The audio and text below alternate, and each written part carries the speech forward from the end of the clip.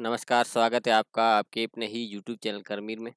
वर्धमान महावीर खला विश्वविद्यालय कोटा ने डीलिस बिलिस जुलाई 22 वालों के लिए जो प्रैक्टिकल पेपर हुए थे और उसके बाद उसका परिणाम है कल ही घोषित कर दिया गया। आप वेबसाइट पर जाके ये रिजल्ट्स पर क्लिक करेंगे तो आप यहाँ से अपना जो रिजल्ट है वो देख सकते हैं। रिजल्ट देखने के बाद बहुत सारी जो चीज़ें हैं वो सामने आ रही है, उन चीज़ों के बारे में आपको बताऊंगा। तो जो सबसे पहले आपको क्या करना है कि यहाँ पर अपने स्कॉलर नंबर वो दर्ज करना है। यहाँ जो सभी यहाँ डीएलएस भी बता रहा है और ऊपर ये बीएलएस भी बता रहा है, तो इसका इंक्लूड हो गया है। ये जून 23 का है, यानी कि जुलाई 22 वालों का है, और या उससे पहले के जो डिफ़ॉल्ट है वो है। तो यहाँ पर आपको सबसे पहले जो स्कॉल नंबर है आपके वो आपको दर्ज करने हैं। उदाहरण के लिए आपको जो भी आपके स्कॉल नंबर है वो आप दर्ज करेंगे और बीच में आपको डैश लगाना है।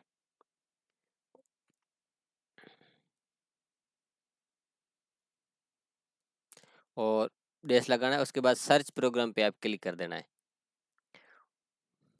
और आपके जो जो कोर्स है वो नीचे अपडेट हो जाएगा और आप प्रोग्राम में से अपना जो कोर्स जिस डीली से के हैं तो डीली से, और फिर आप ये सबमिट पे क्लिक करेंगे। जैसे ही आप सबमिट पे क्लिक करेंगे तो आपका जो रिजल्ट है वो खुल जाएगा। इस तरीके से आपका नाम कहाँ से क्या सारा।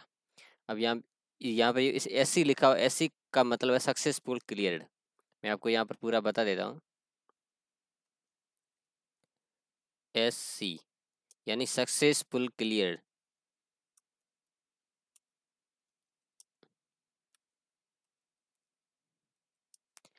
यानी पास हो गए आप। यदि आपको यहाँ पर एनसी आता है, एनसी का मतलब नॉट क्लियर, यानी क्लियर नहीं है, यानी कि कोई भी पेपर में नंबर कम है। एक होता है ए बी का मतलब एबसेंट।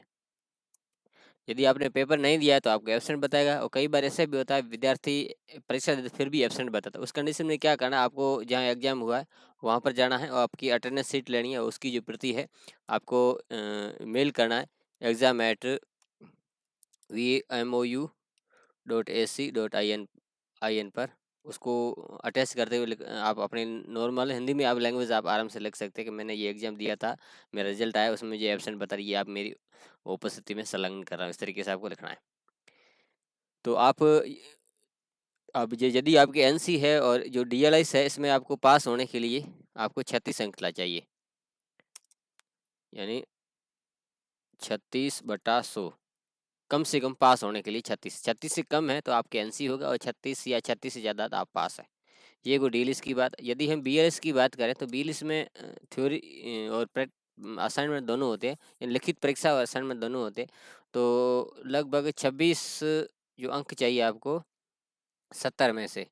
बाकी असाइनमेंट में तो अच्छे नंबर आ जाते हैं आराम से 20 के आसपास। तो वो क्योंकि थ्योरी और जो असाइनमेंट दोनों में 36% लाना है, उस हिसाब से ये लगभग 26 अंक आते हैं 70 में से, तो आप पास है। और किसी के असाइनमेंट में 0 नंबर, तो उसी पेपर का असाइनमेंट आप दोबारा जमा कर सकते हैं। ये चीज़ें अब ये होगी एक जो नीचे आपकी ये लिखा हुआ आ रहा है अप्लाई फॉर रिवोल्यूशन। रिवोल्यूशन का मतलब होता है पुनर्मूल्यांकन। मतलब पुनर्मूल्यांकन दोबारा ये आपको जो चेक किया जाएगा, अंक जो वापस काउंटिंग होगी। अब ये आवेदन किसको करना है, जो जिसकी करना। अब कई विद्यार्थी मन में आता है जैसे ये मेरे 36 है कि मैं बढ़ाना चाहूँ, तो वो आपको नहीं करना। कई बार नंबर बढ़ भी जाते हैं, नहीं बढ़, कई बार घट भी जाते हैं, तो इसका रिस्क आपको नहीं लेना है। तो मान लो कई बार 2-4 अंकों से आप रह जाते हैं, तो आप यहाँ पर अप्लाई नाउ पे क्लिक करते हैं।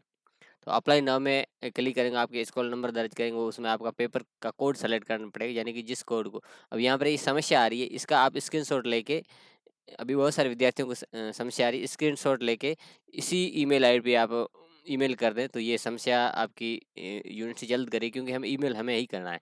तो ये भी रिवोल्यूशन को लेकर ये समस्या आ रही है, तो ये आपकी तारीख बढ़ जाएगी। ये अभी रिजल्ट की हो गई बात। अब इसमें कुछ बचे जैसे ज़्यादातर प्रैक्टिकल पेपर को लेकर होते हैं, तो अभी प्रैक्टिकल पेपर के लिए जो डिफ़ॉल्ट फॉर्म है वो भरे जा रहे हैं, तो उसके बारे में भी मैं आपको बता देता हूँ। तो वहाँ पे आप अपना जो डिफ़ॉल्ट फॉर्म है वो भर सकते हैं। उसके लिए भी ये डेट आ गई है, मैं आपको नीचे जाके बता देता हूँ।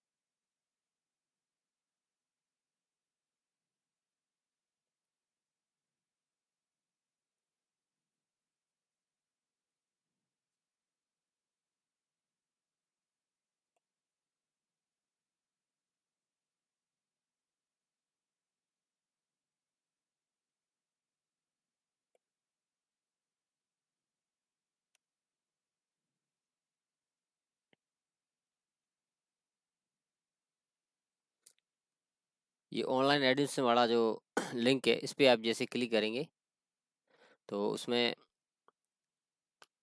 ये खुलेगा। इसमें अभी ये इसमें बताया गया है कि डीलिस बीलिस जो प्रैक्टिकल पेपर 02 03 डीलिस के और 03 और 04 जो बीएलएस के हैं उनके लिए डिफ़ॉल्ट आवेदन शुरू है। ये आपके 16 मई तक चलेंगे। तो 16 मई से पहले आपको यहाँ पर आना है और अप्लाई नाउ पे क्लिक करना है और फिर आपका जो डिफ़ॉल्ट फॉर्म है और उसके बाद आप यहाँ से स्क्रॉल नंबर दर्ज करेंगे तो आपका वो जो जिसमें आपके बैग के एनसी है वो बता देगा और सीधा आप पेमेंट करके आप अपना जो स्क्रॉल जो फॉर्म है वो डिफ़ॉल्ट फॉर्म है वो भर सकते हैं। तो इस तरह से जो बहुत सारे विद्यार्थियों को कुछ चीज़ें ये समझ में नहीं आ रही तो उसको लेकर इन्होंने ये वीडियो बनाया और उसके बाद यदि कोई ऐसी और भी दिक्कत है तो आप उसका मुझे बता सकते हैं। ज़्यादातर यही दिक्कत है एक एनसी वालों की है और एक असाइनमेंट जिसके किसी एक भी पेपर में आपकी बाकी है तो आप असाइनमेंट जमा करा सकते हैं। तो बहुत सारे विद्यार्थी मेरे चैनल पे आके जिन्होंने पढ़ा है तो वो पहली बार में पास हो गए या कोई सेकंड टाइम पास गए मेहनत करके बहुत अच्छी मेहनत की आपने।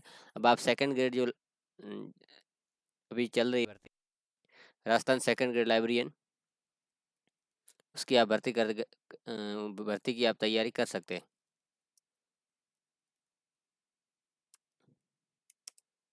आराम से आप इसकी तैयारी कर सकते हैं और आपके पास अभी बहुत टाइम है और इसकी आपको शुभकामना आप अच्छे तरीके से इसकी तैयारी करें और इस तरह से कोई भी क्वेरी होगी आप कमेंट कर दें और मिलते हैं अगली वीडियो में तब तक के लिए धन्यवाद।